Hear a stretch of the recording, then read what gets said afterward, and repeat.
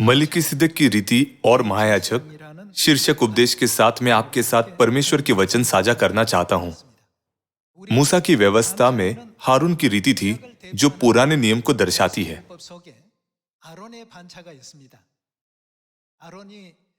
क्या हारून परमेश्वर द्वारा बनाया गया पहला महायाजक नहीं था? इसे लेवी की रीति भी कहा जाता है। इसका एक ही मतलब है। लेवी उस गोत्र का नाम था जिससे हारून संबंधित था। तब नए नियम के समय में नई वाचा की व्यवस्था के बारे में क्या? इसमें मलिकिसिदक की रीति है। इस प्रकार आज मलिकिसिदक की रीति और महायाजक शीर्षक के साथ आइए हम मलिकिसिदक के सत्य में परमेश्वर की इच्छा का अध्ययन करें। जो मनुष्य मलिकिसिदक की रीति में नहीं है, उनका क्या होगा?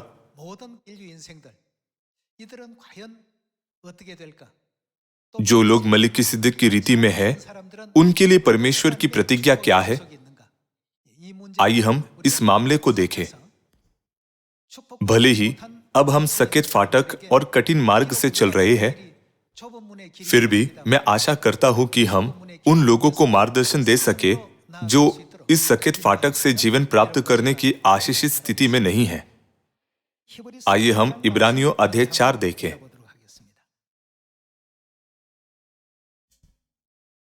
इब्रानियों अध्याय 4 आयत 14।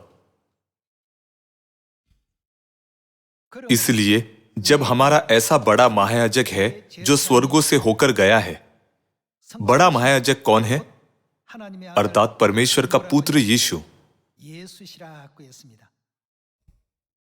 इब्रानियों अध्याय 4 में यीशु का शीर्षक क्या है? वह बड़ा महायाजक है। तब क्या याजक वे नहीं हैं जो आराधना का नेतृत्व करते हैं और बलिदानों की देखभाल करते हैं? पुराने नियम के समय में पुरानी वाचा के बलिदान का नियम था और नए नियम के समय में नई वाचा के बलिदान का नियम है। हम उस बलिदान को आधुनिक शब्दों में आराधना कहते हैं। फिर भी यह लिखा है, हमारा ऐसा बड़ा महायाजक है जो स्वर्गों से होकर गया है, अर्थात परमेश्वर का पुत्र यीशु।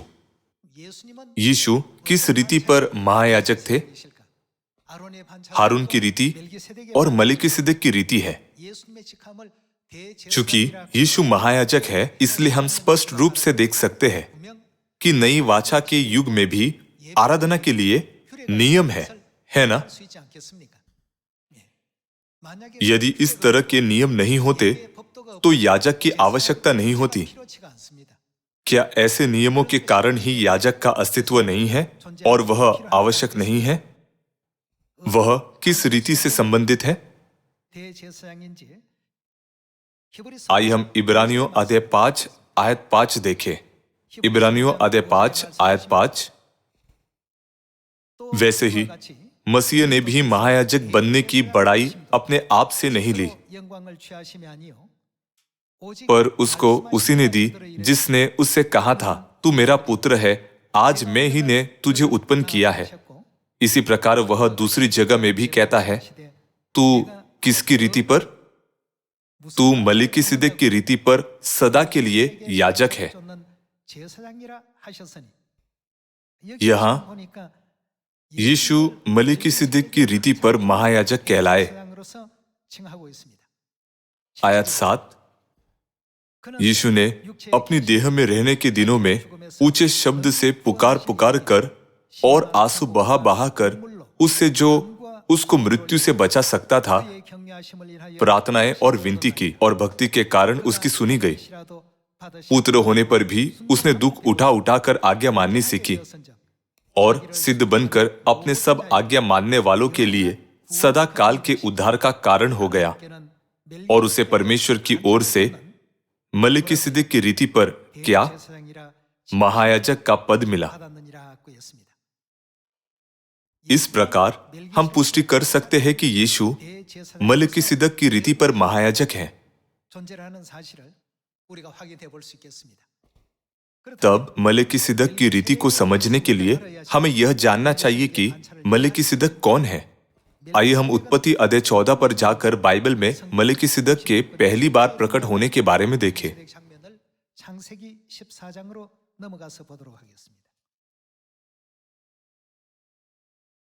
आइए हम उत्पत्ति अध्याय 14 आयत 17 पर जाएं।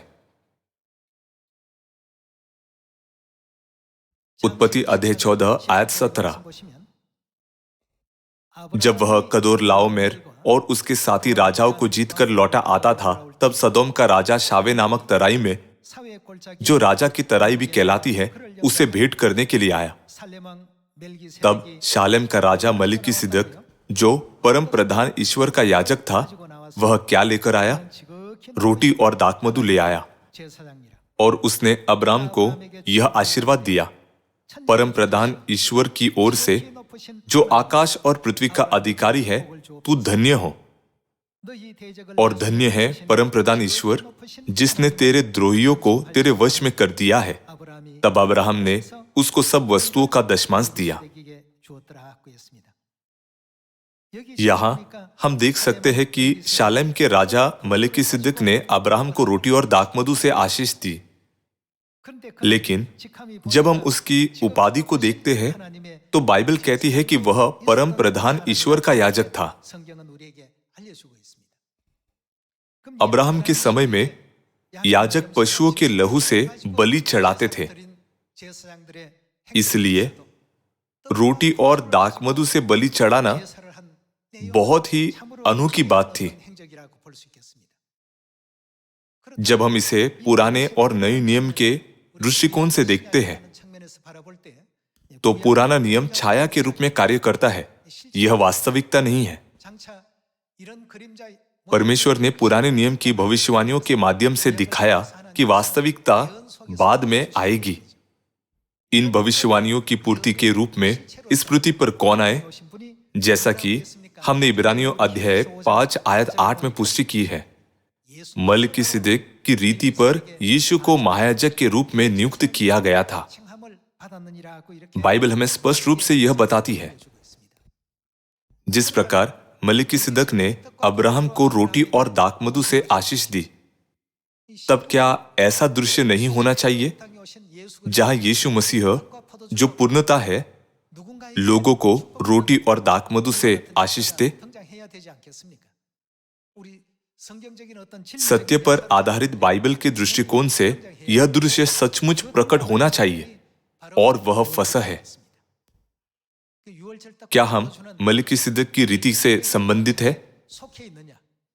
क्या हम यीशु द्वारा बताई गई आराधना की सही विधि का पालन कर रहे हैं? इसकी पहचान फसह की रोटी और दाखमधु से होती है। इसलिए जो लोग मसीह के नेतृत्व में मलिकिसिदक की रीति का पालन नहीं करते हैं, उन्हें कभी भी अनंत जीवन नहीं मिल सकता है। बाइबल कहती है कि ऐसे लोग परम पवित्र स्थान में प्रवेश नहीं कर सकते। सबसे पहले आइए हम पुष्टि करें कि यीशु मसीह मलिकिसिदक की रीति पर महायाजक के रूप में इस पृथ्वी पर आए और रोटी और दाखमधु के माध्यम से मानव जाति को अनंत जीवन की आशीष दी। मत्ती अध्याय 26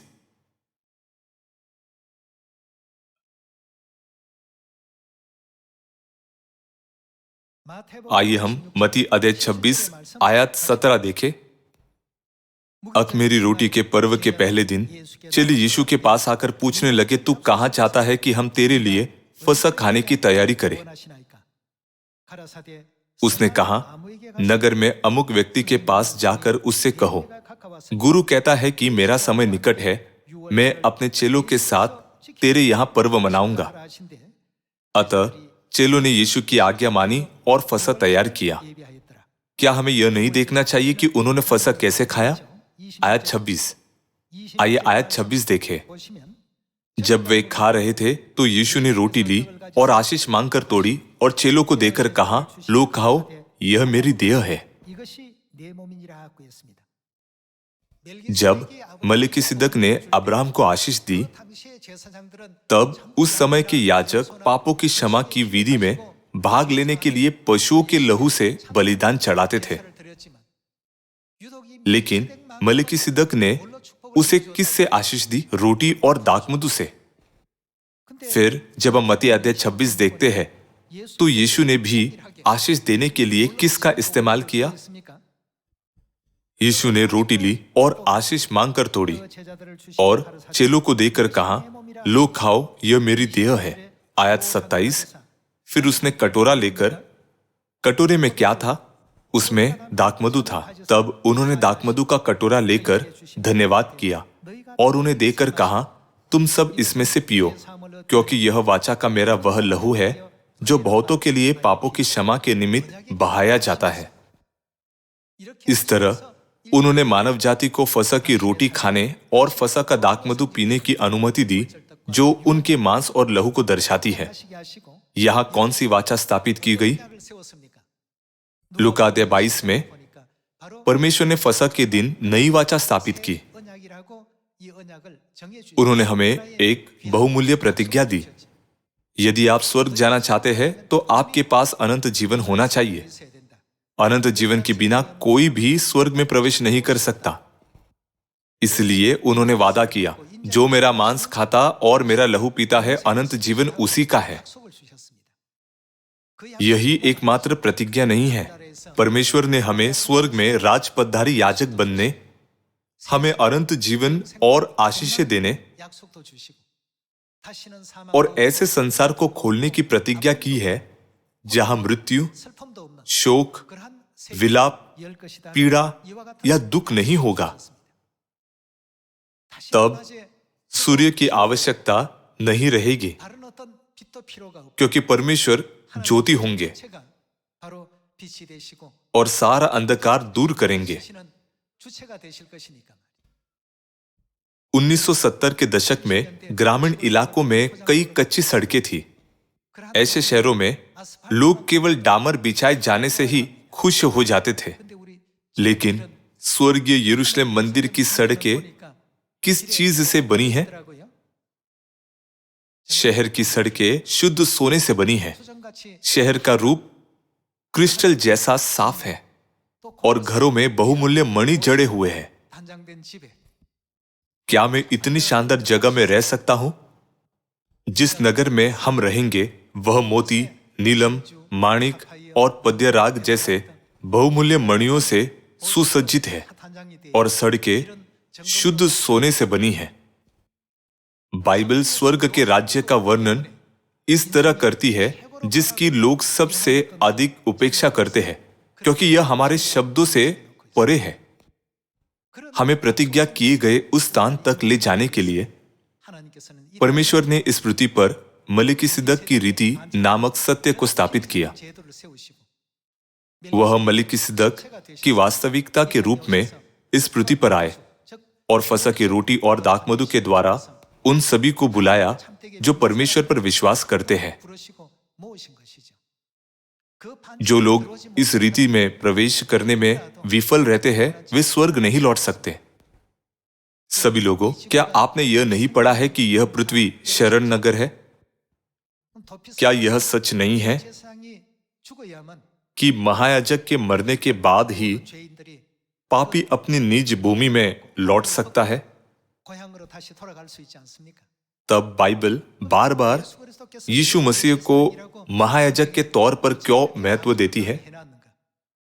जैसा कि पुराने नियम में शरण नगर के बारे में की गई भविष्यवाणी से पता चलता है, महायाजक यीशु मसीह की मृत्यु के माध्यम से मानव जाति के लिए स्वर्ग लौटने का मार्ग खुल जाता है। उनकी मृत्यु को स्मरण करने के लिए कौन सा पर्व मनाया जाता है? वह फसह है। प्रभु की मृत्यु को जब तक वह न आए प्रचार करते हो। क्या प्रथम कुरिन्थियों अध्याय 11 में ऐसा ही नहीं लिखा है? जब हम इन दृश्यों पर विचार करते हैं तो मलिकिसिदक की रीति बहुत महत्वपूर्ण हो जाती है। पुराने नियम में परमेश्वर ने केवल लेवी याजकों द्वारा चढ़ाए गए बलिदानों को ही स्वीकार किया। 하나님께서 다 받으셨습니다. नए नियम के समय में परमेश्वर ऐसी आराधना को स्वीकार नहीं करते जो मलिकिसिदक की रीति के अनुसार न होती हो। 예배도 받지 않으십니다. इसके बारे में क्या यीशु ने यूहन्ना के सुसमाचार में यह नहीं कहा, तुम जिसे नहीं जानते उसकी आराधना करते हो और हम जिसे जानते हैं उसकी आराधना करते हैं? आज बहुत से लोग बिना उचित समझ के आराधना करते हैं। 너무 많습니다. वे नहीं जानते कि वे किसकी आराधना कर रहे हैं। वे सोचते हैं कि केवल नाम पुकारना ही काफी है।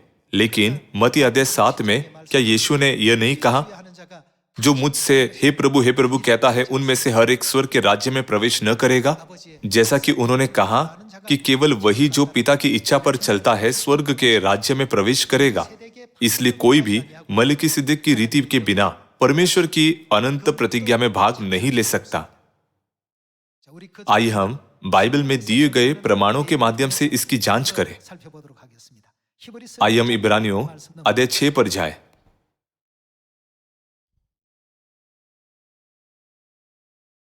इब्रानियों अध्याय 6 आयत 17। 하나님 यहां यह कहता है, इसलिए जब परमेश्वर ने प्रतिज्ञा के वारिसों पर, ये लोग कौन हैं? 누굽니까? वे परमेश्वर की प्रतिज्ञा के वारिस हैं, जो मलिकिसिदक की रीति का पालन करते हैं। वे वारिस के रूप में परमेश्वर की प्रतिज्ञा को प्राप्त करेंगे। 일명 उन्हें प्रतिज्ञा की संतान और स्त्री की शेष संतान कहा जाता है। 하나님의 बाइबल उन्हें परमेश्वर की आज्ञाओं को पवित्र मानने वाले के रूप में वर्णित करती है। 기록되어 있습니다. आइए इसकी पुष्टि करना जारी रखें। इसलिए जब परमेश्वर ने प्रतिज्ञा के वारिसों पर और भी साफ रीति से प्रकट करना चाहा कि उसका उद्देश्य बदल नहीं सकता, तो क्या 그 일에 शपथ को बीच में लाया? क्या शपथ का अर्थ यह नहीं है कि वह अवश्य यह करेंगे? यह एक अपरिवर्तनीय प्रतिज्ञा है। 불변의 어떤 약속입니다. प्रतिज्ञा किसने बांधी? 약속이죠. परमेश्वर ने। 하나님께서 किसके साथ? 뭘로써요? उन्होंने शपथ को बीच में लाया। 하셨다고 했습니다. आयत 18, ताकि दो बेबदल बातों के द्वारा जिनके विषय में परमेश्वर का झूठा ठहरना अनहोना है, दृढ़ता से हमारा दादस बन जाए, 을 얻으려고 피하여 가는 जो शरण लेने को इसलिए दौड़े है कि उस आशा को जो सामने रखी हुई है प्राप्त करे। 있는 것은 바로 वह 하나님의 आशा कि हम परमेश्वर की प्रतिज्ञा के वारिस होंगे। हमारे प्राण के लिए ऐसा लंगर है 하고 जो स्थिर और दृढ़ है 장 안에 और पर्दे के भीतर तक पहुंचता है, 앞서가신 예수께서 जहां यीशु ने 선 반차를 쫓았다고 किस रीति पर? मलिकिसिदक की रीति पर सदा काल का महायाजक बनकर हमारे लिए अगुवा के रूप में प्रवेश किया है। 이라고 했습니다. यीशु मसीह मलिकिसिदक की रीति पर महायाजक है। 영원한 대제사장으로 चूंकि यह लिखा है वह सदा काल का महायाजक बनकर, 있는 겁니까? तब क्या इसकी कोई सीमा है? नहीं। 초림 때부터 시작 उनके पहले आगमन से शुरू करके यह तब तक नहीं मिटेगा जब तक हम परमेश्वर के अनंत राज्य तक नहीं पहुंच जाते। 아니하고 변치도 아니하고 बिना बदले या लुप्त हुए वह मलिकिसिदक की रीति पर सदा काल के महायाजक बन गए। 받았더라고 했습니다. तब नई वाचा फसक के सत्य का क्या होना चाहिए 6월절 세월 जो मलिकिसिदक की रीति में है? 앞으로 어떻게 돼야 됩니까? क्या यह एक ऐसा सत्य नहीं बन जाना चाहिए जो कभी मिटता नहीं? कौन मसीह के पदचिन्हों पर चलता है? 누가 따라갑니까? आइए हम फिर से आयत 19 देखें। वह आशा हमारे प्राण के लिए ऐसा लंगर है जो स्थिर और दृढ़ है और पर्दे के भीतर तक पहुंचता है, 앞서가신 जहां यीशु ने मलिकिसिदक की रीति पर सदा काल का महायाजक बनकर हमारे लिए अगुवा के रूप में प्रवेश किया है। 그렇다면 यदि यह वह मार्ग है जिस पर मसीह चले, तो हमें क्या करना चाहिए?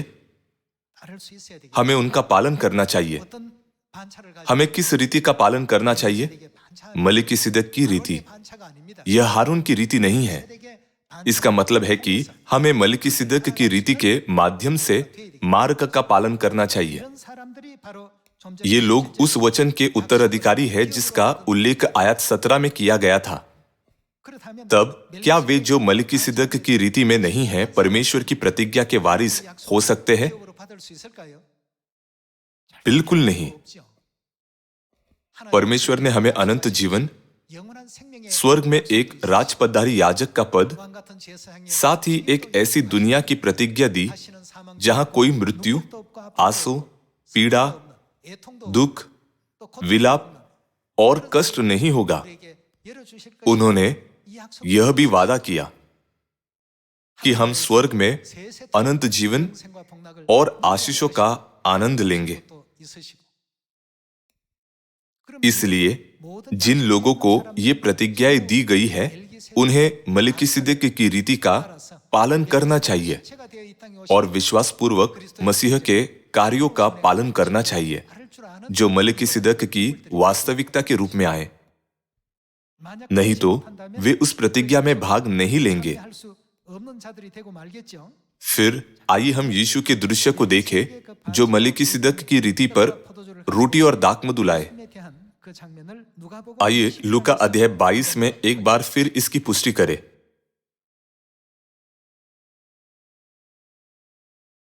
लूका अध्याय 22 आयत 7। तब अख़मीरी रोटी के पर्व का दिन आया जिसमें फसह का मेमना बलि करना आवश्यक था। यीशु ने पतरस और यूहन्ना को यह कहकर भेजा, जाकर हमारे खाने के लिए फसह तैयार करो। उन्होंने फसह को तैयार किया। आइए हम आयत 14 पर जाए। जब घड़ी आ पहुंची, अर्थात जब फसह मनाने की घड़ी आ पहुंची, तो वह प्रेरितों के साथ भोजन करने बैठा और उसने उनसे कहा, मुझे बड़ी लालसा थी कि दुख भोगने से पहले यह फसह तुम्हारे साथ खाऊं। यीशु पहले से ही जानते थे कि अगले दिन कई विरोधियों के हाथों उन्हें कैसे क्रूस पर चढ़ाया जाएगा। यह उस क्षण से एक दिन पहले की बात है। दुख उठाने से एक दिन पहले उन्होंने कहा, एक कारण है कि मुझे यह फसह आपके साथ मनाना चाहिए। आइए आयत 19 देखें। फिर उसने रोटी ली और धन्यवाद करके तोड़ी और उनको यह कहते हुए दी, यह मेरी देह है जो तुम्हारे लिए दी जाती है, मेरे स्मरण के लिए यही किया करो। उस समय यहूदी पुराने नियम की, मूसा की व्यवस्था के नियमों का पालन करते थे। हालांकि उत्पत्ति अध्याय 14 में मलिकिसिदक की तरह यीशु ने इसे मनाया। उन्होंने किसके साथ यह मनाया? रोटी के साथ। आयत 19 में रोटी प्रकट होती है। आइए आयत 20 देखें। इसी रीति से उसने भोजन के बाद कटोरा भी यह कहते हुए दिया। कटोरा में क्या था? दाखमधु। इसलिए उन्होंने दाखमधु का कटोरा लिया। यह कटोरा क्या? मेरे उस लहू में जो तुम्हारे लिए बहाया जाता है, नई वाचा है। जैसे पुराने नियम के समय में मलिकिसिदक ने अब्राहम को रोटी और दाखमधु से आशीष दी, वैसे ही मसीह जो मलिकिसिदक की वास्तविकता है, मानव जाति को रोटी और दाखमधु से अनंत जीवन की आशीष देते हैं।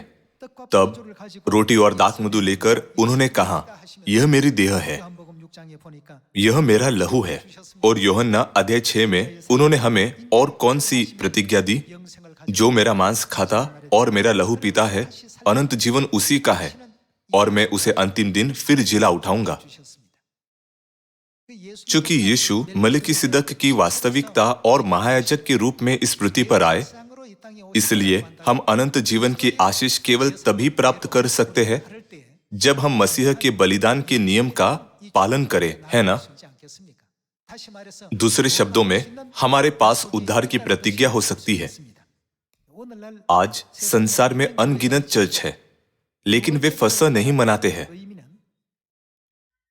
वे मलिकिसिदक की रीति पर महायाजक मसीह के नेतृत्व में की जाने वाली आराधना में भाग नहीं ले रहे हैं। सीधे शब्दों में कहे तो वे यीशु द्वारा की गई प्रतिज्ञा में शामिल नहीं हैं।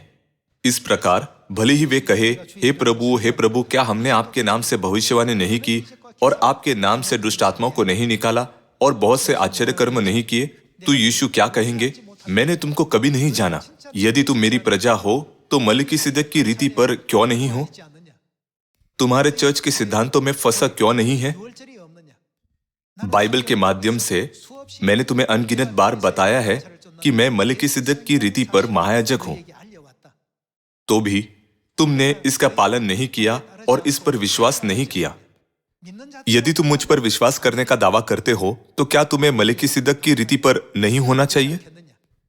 이런 내용 मती अध्याय 7 में जब उन्होंने कहा मैंने तुमको कभी नहीं जाना, तो उनका यही मतलब था। 볼 수 있겠습니다. आइए इब्रानियों अध्याय 9 देखें।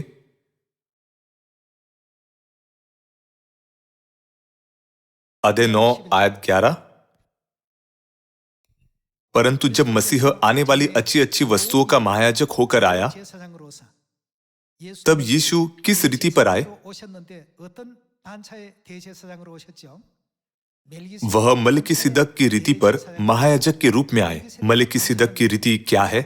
यह अच्छी वस्तुओं के रूप में लिखी गई है।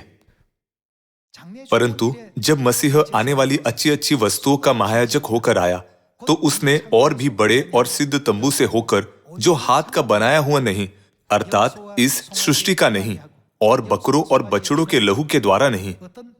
बकरों और बछड़ों का लहू किससे संबंधित है? यह हारून की रीति से संबंधित है, पर अपने ही लहू के द्वारा एक ही बार पवित्र स्थान में प्रवेश किया और अनंत छुटकारा प्राप्त किया। आयत 13, क्योंकि जब बकरों और बैलों का लहू और कलोर की राख का अपवित्र लोगों पर छिड़का जाना शरीर की शुद्धता के लिए उन्हें पवित्र करता है, तो मसीह का लहू, जिसने अपने आप को सनातन आत्मा के द्वारा परमेश्वर के सामने निर्दोष चढ़ाया, तुम्हारे विवेक को मरे हुए कामों से क्यों न शुद्ध करेगा, ताकि तुम जीवते परमेश्वर की सेवा करो। इसी कारण वह नई वाचा का मध्यस्थ है। वह किस प्रकार के मध्यस्थ है? क्या लूका अध्याय 22 में फसह को नई वाचा के रूप में संदर्भित नहीं किया गया है? वह नई वाचा का मध्यस्थ है ताकि उसकी मृत्यु के द्वारा, जो पहली वाचा के समय के अपराधों से छुटकारा पाने के लिए हुई है, बुलाए हुए लोग प्रतिज्ञा के अनुसार अनंत मिरास को प्राप्त करें। नई वाचा फसह के माध्यम से परमेश्वर ने अपनी संतानों के लिए प्रतिज्ञा में भाग लेने का मार्ग खोल दिया। हमें प्रतिज्ञा का उत्तराधिकारी बनाने के लिए परमेश्वर ने हमें मलिकिसिदक की रीति का पालन करने की आज्ञा दी। आइए हम इफिसियों अध्याय 3 आयत 6 में इसके पीछे परमेश्वर की इच्छा को देखें।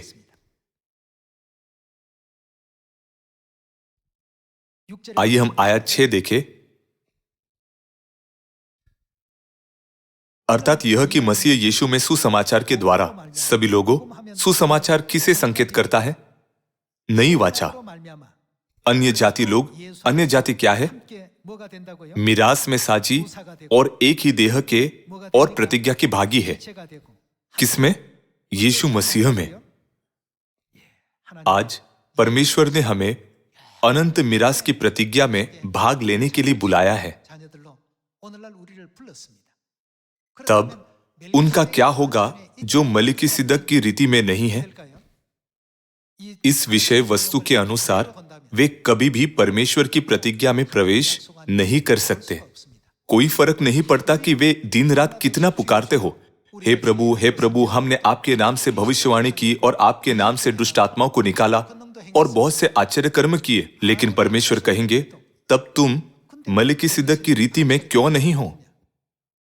यदि तुम हे प्रभु पुकारते हो, तो क्या तुम्हें मलिकिसिदक की रीति पर नहीं चलना चाहिए था? फिर उनका क्या होगा? क्या उनके पास कहने के लिए कुछ होगा? उनके पास शब्द नहीं होंगे।